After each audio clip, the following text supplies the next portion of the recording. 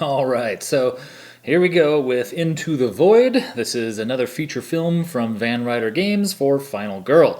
Now, real quick, not that anybody cares, but I think it's rather funny. The first time I did this video here, I thought it would be really nice to wear a green shirt because, you know, the green theme. As you can imagine, that's a green screen behind me, so I was just this floating head with these disembodied arms. It was pretty funny, and I couldn't stop laughing. I powered through anyway. I thought it was hilarious.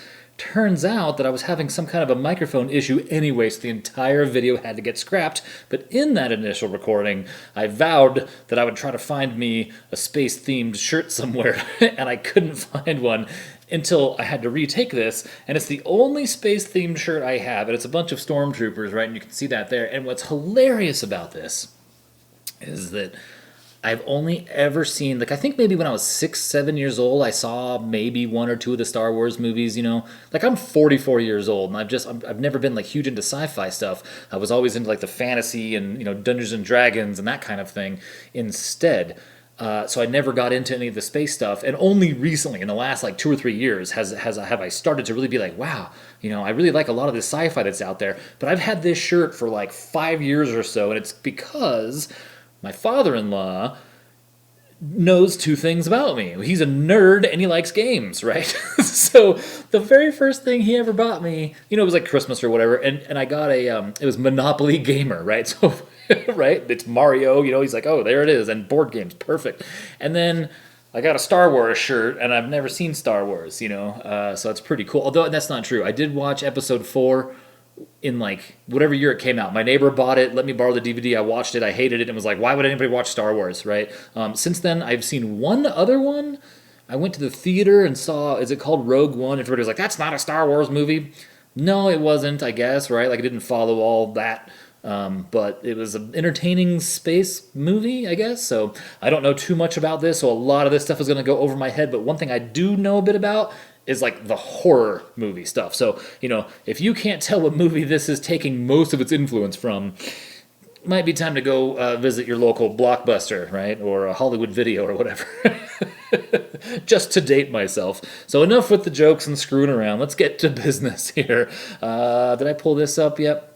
Final Girl Into the Void. This is another expansion for Final Girl, obviously, from Van Ryder Games. And features an alien, the Evomorph, on a spaceship with some, you know, scary stuff going down. Man, it's bad. Let me tell you, I've played this, actually, and it is bad. It is crazy. They did such a good job of nailing the feeling of the alien being somewhere on the ship and popping out at the worst times. I can't believe it. I am really shocked that they pulled that off, right? I mean, it really... Watch the movie Aliens, maybe. It's fantastic. I get a little bit of Event Horizon vibes too, but you're definitely fighting an alien, not a, you know, ship that's, like, evil, which I think would make a Season 3 vignette awesome somehow. I don't know how you do it, but you know who knows? These guys at Van Ryder Games, because they knocked it out of the park once again. It's incredible. So here we are. We have the Evomorph. The cargo retrieval from Titan 6 was routine, or mining equipment, medical supply, and other outer rim, your basic boring as bleep. Thanks, YouTube. Manifest. But something was hiding in the cargo, and we brought it on board. A thing. An animal. A creature. No, it was a goddamn monster, and I let it loose on my ship. Captain Arthur Houston of the USS Konrad. And then the ship story is, and it's just so, like, boilerplate, like, you ordered this out of the Sears catalog. I mean, since I'm just making old-timey references today. Old-timey, right? United Starship Konrad M-Class Freight Vessel Model 9791, which, what was the year that Alien came out? Was it 1979? Because that'd be that number backwards, right? Bison, commissioned in 2122 by the Wygar Ustari Mining Corporation, built by the Lockheed Martin Corporation at a cost of $4.2 billion with a mass of 63,000 metric tons. And all that's fine, but the cool part is the last bit. Current whereabouts, unknown. So here we are. The Evomorph here. Let's take a look at the board here. This guy starts out with 4 horror, which is nice. That's good for us. And this is a little different here. This is where this gets really cool. Starts with 4 hit points, okay? When it's a hatchling, and we'll get to explaining that in a minute, it can evolve and it will jump to 10 hit points, which is terrifying. When it's a hatchling, you start the game, it does 10 points of damage. So I don't know.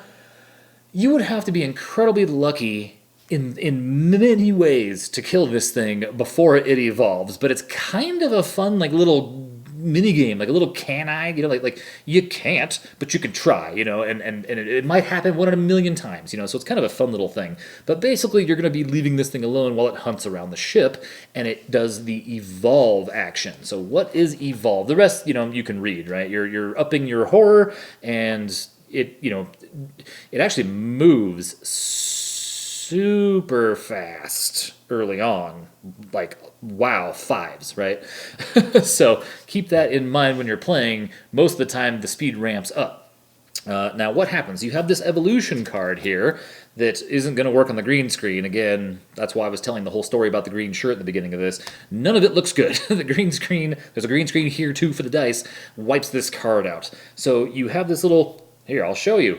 See that green thing I just put on there? No, you can't. It's the size of your bloodlust tracker, right? So it's this little green little piece of wood here, and you use that to track the 3 stages of the Evomorph. So it starts out as a hatchling, and it tells you everything on the card here. If we look at the rules, it gets a little wordy about it there. See on the bottom left where it says special rules is the evolution thing. I'm just going to go through it real quick. Basically, you start out as a hatchling. Once you hit evolve, you move it down to the next row and read what it says to do.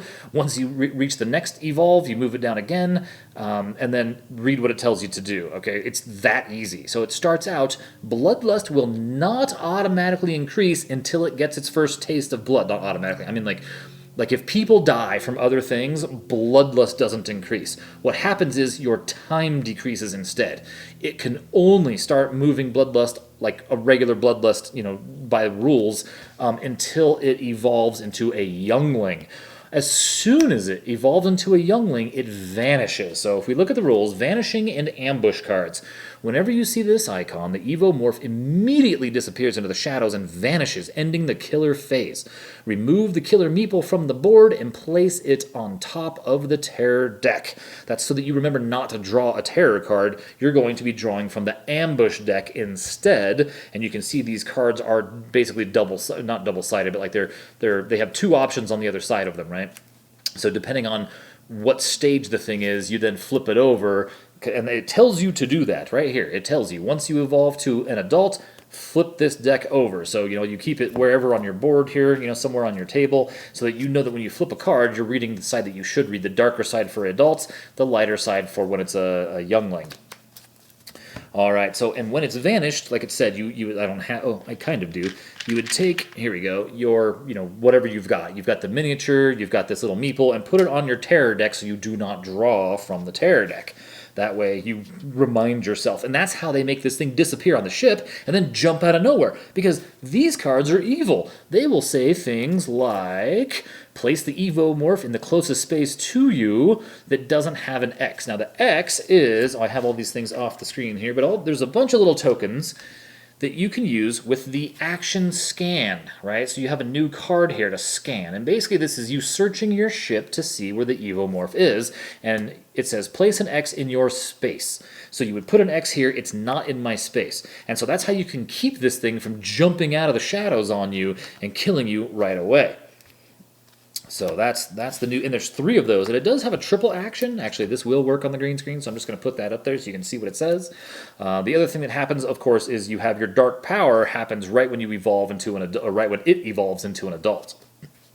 So then, and that's the scanning cards in a nutshell. You don't really need to read that. The only thing about those scanning cards is you can only read it, use the card when it is vanished. You cannot use the card just any other time. So that's a thing to remember, which is kind of a bummer, because it would be kind of nice to just be throwing those little X cards out, or tokens out on the board to make sure that it can't disappear and reappear, right on you, which can happen. It can happen real fast, like within, 2 turns, it could disappear and then jump on you from anywhere across the ship. It's just crazy.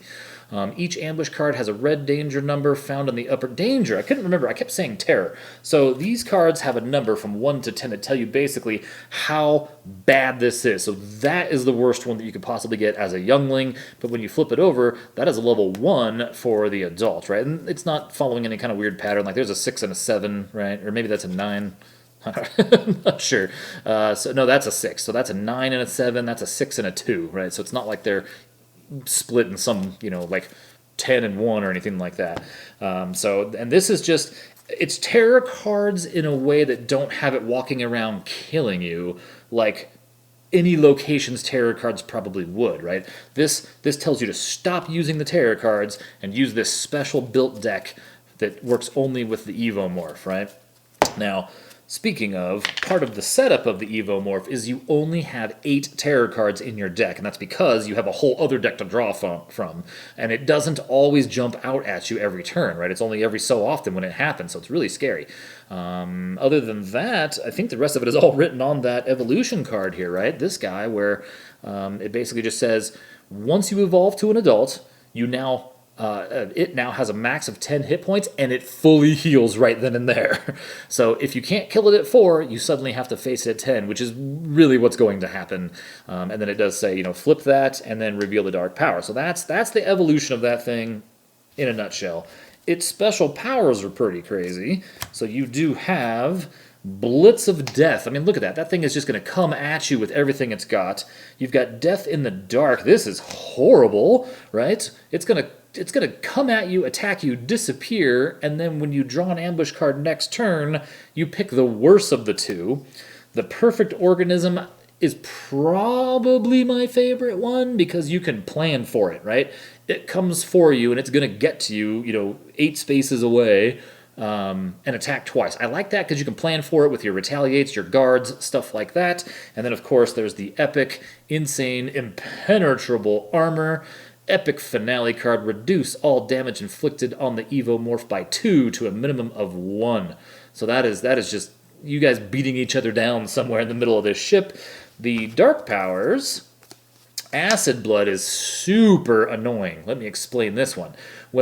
So when you flip these cards, right? When you do this, when you evolve to an adult, every single one of these cards has that beginning text on it right there.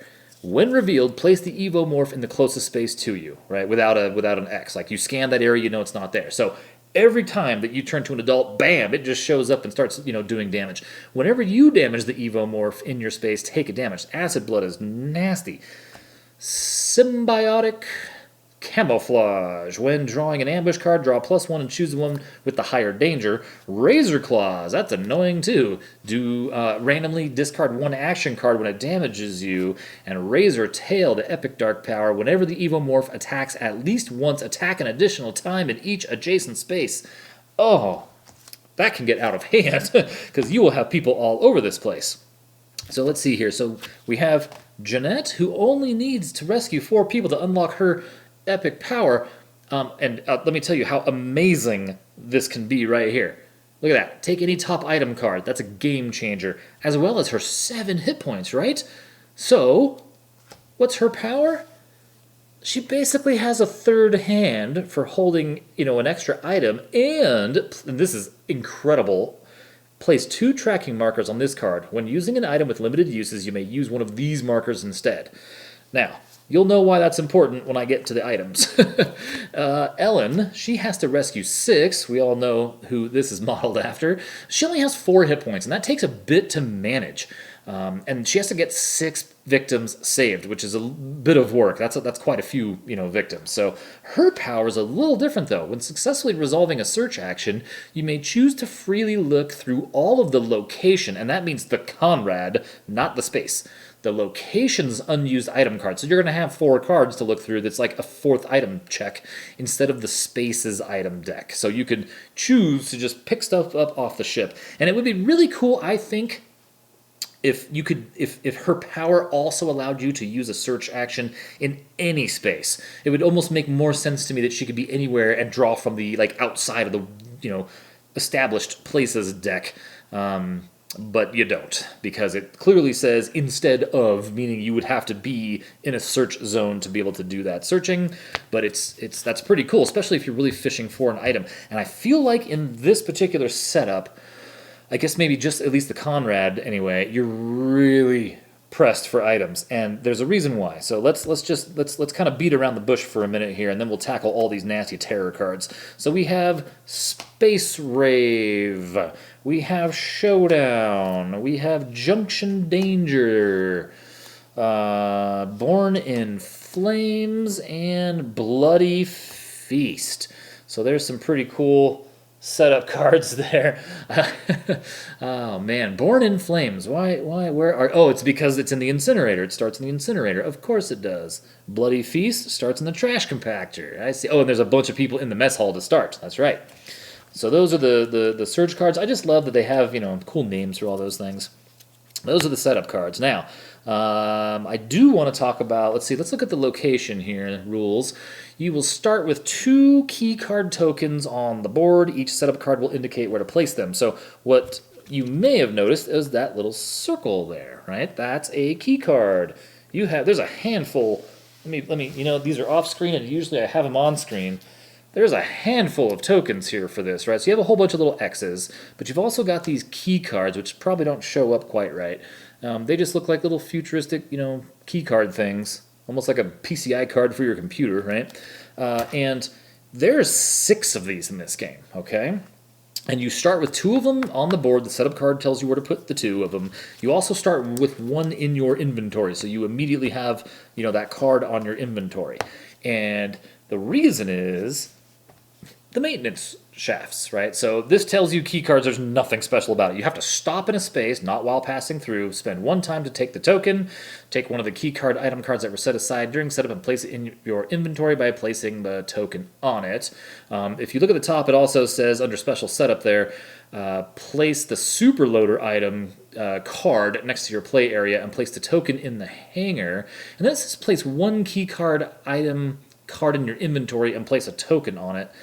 And again, like I said, you start with 1. So you're going to have, let me show you what it looks like, see if I can find, here's one. So you have that key, that key card, there's no good place for this thing. This key card, and then there's 6 cards and 6 tokens in the game, right? You have to stop in a place to pick it up, so you'll have one like here and here. So if you could run up to, this escape pod, spend 1 time to pick it up, and then you can leave the place if you want and go do something else or fight or whatever you want to do. You just have to stop in the room to pick it up. You can have a collection of these things, and it's cool because if you look at the what it says here on maintenance shafts, there are 4 maintenance shafts on the board with an empty keycard token connected next to it. So in short, take a look at this close up, and you'll see here that there are these little, they're green, maintenance shafts that you cannot traverse through, right? Except for, you'll see pointing off of them is a little spot for a key card. So if you're in an adjacent room, it doesn't cost any time, you can just use your key card, and now that's an open, duct for you to crawl through. The alien will never, ever, ever go through it. Which is great. Well, unless there's, I'm sure there's a card. I think, in fact, I'm sure of it. There's a card in here somewhere that says they can use them, that the killers can use them, but otherwise, no. Victims, you can drag them through there, so that's cool too. But they have to be open. They won't panic through them if they're closed anyway. Does it actually specify? Let's see. Enemies can never move through a maintenance shaft, even the ones that have been open. Which allow you to freely travel through it along with any victims that are following you. Okay, so then, and this is super cool. I'm gonna save that for last because it's probably my favorite part. So the super loader. So even though it starts on the board, right? So you have, I don't have it, but there's a little token for the super loader. But you have this card for it right there. The super loader starts in the hanger. So you're going to put the little token for it right there. You can't just run in and use it. You have to find the keys. Here's the token for it if it shows up at all. Right? It's just a little overhead view of the thing. So that thing is pretty wild because what it'll do is it'll let you do, it does 2 damage. It's a 2-handed item, range 0, of course. But look at this thing. When you have the super loader equipped, Victims will not follow you. Reduce all movement by 1 to a minimum of 1. Reduce all damage taken by 1 to a minimum of 1. And you cannot play short or long rest or search. You are stuck in that thing, and it's time to go to town with the Evomorph. So there's some cool stuff here. There's a remote monitor. This one allows you to look at the terror card or the ambush deck and put it on the bottom if you don't like it. Emergency access you can use twice. This looks like a futuristic like USB flash drive. Moved to an adjacent space through an inactive mine shaft, so when you haven't used your key cards yet.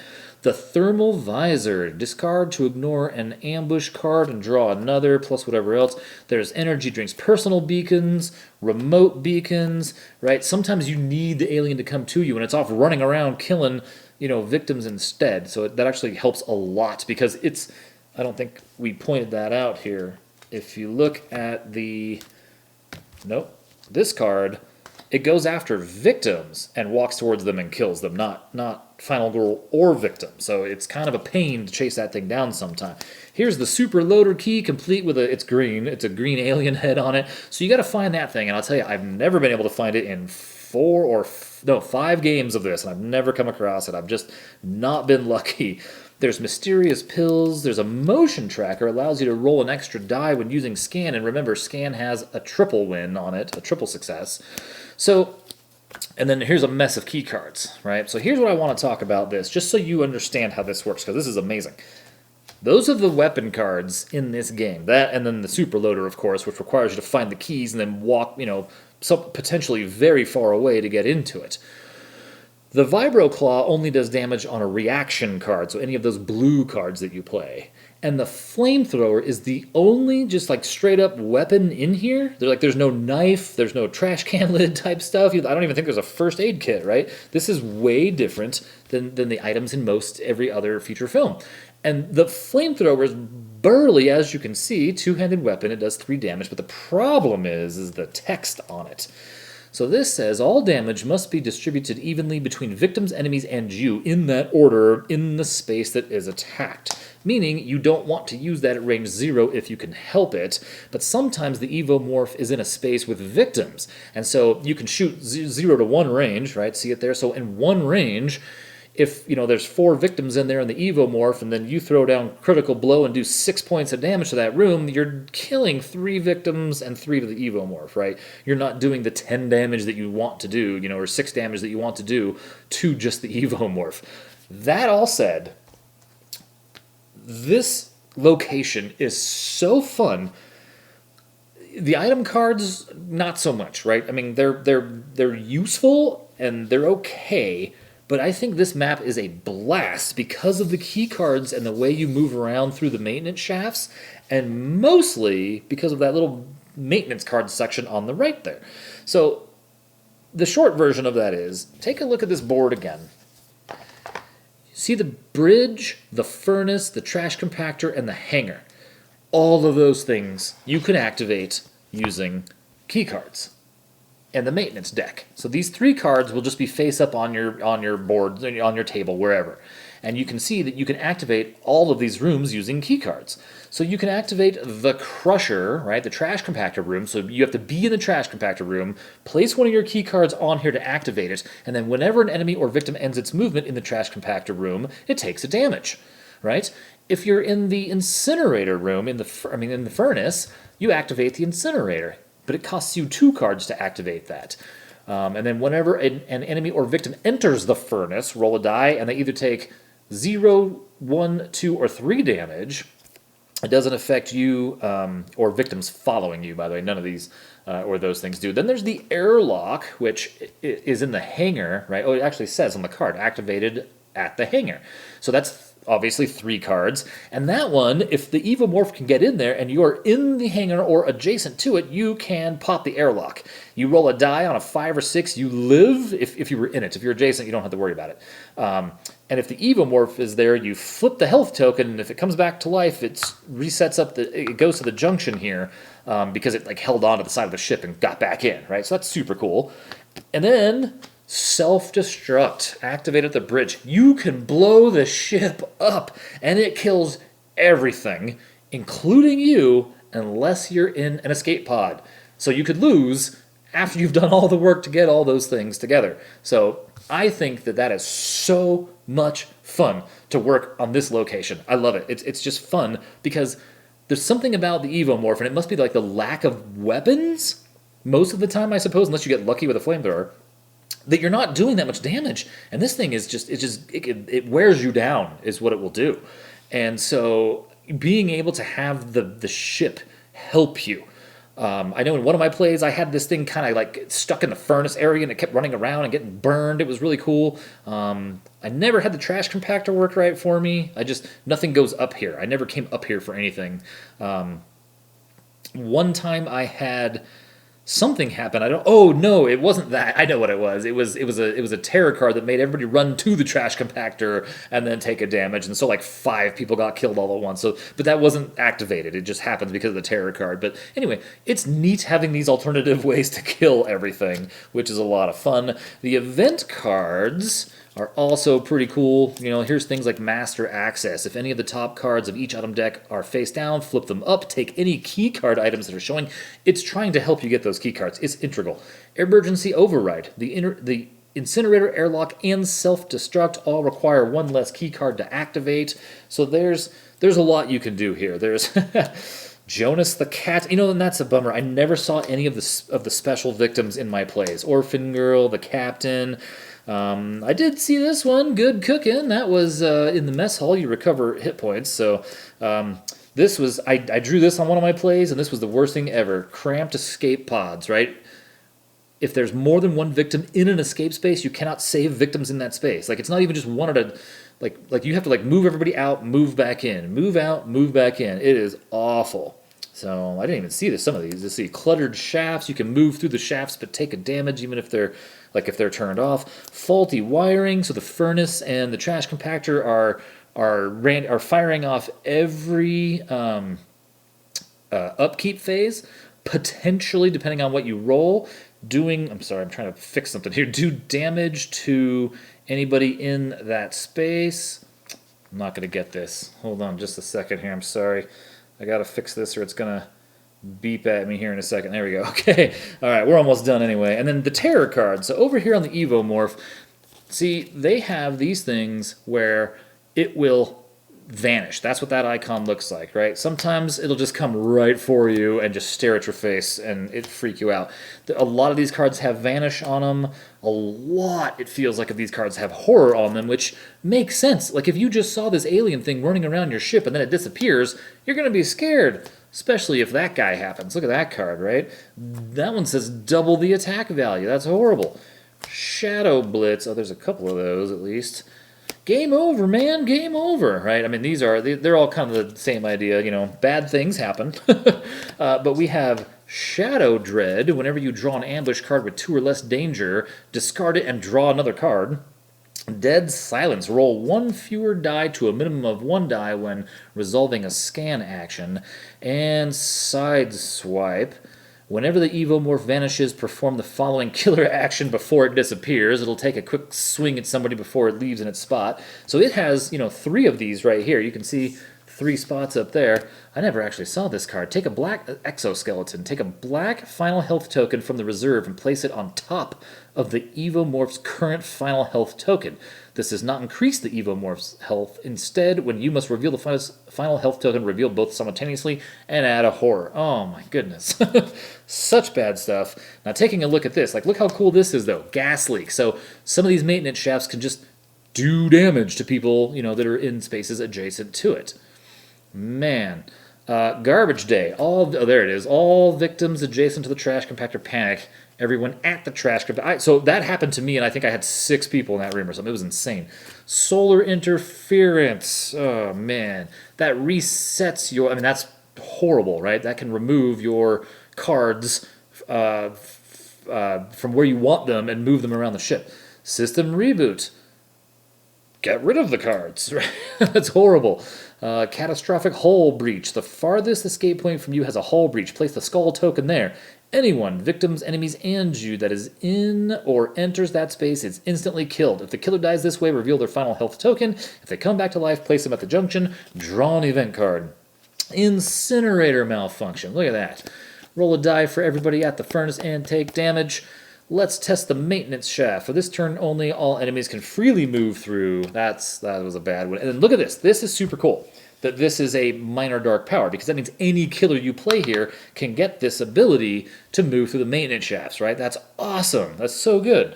So cool. So anyway, it's great. I just got to tell you, it's great. And I want to just double down on this here and say, oh, that's not what I want. That's what I want. Look at that. 8.9. It's only 52 ratings, but I don't think all the rest of those have that many ratings either. But I do think that at 8.9, that's probably one of the higher ones, right? They were all like 8 in the 8, 7.9, 8.5 maybe. I feel like this one is one of the higher ones. Maybe I'm just misremembering, but it's fantastic. It is a ton of fun. Definitely check this one out. This is Into the Void for Final Girl. All right, well, let's get some play videos going on, and let's see how they go. Take care.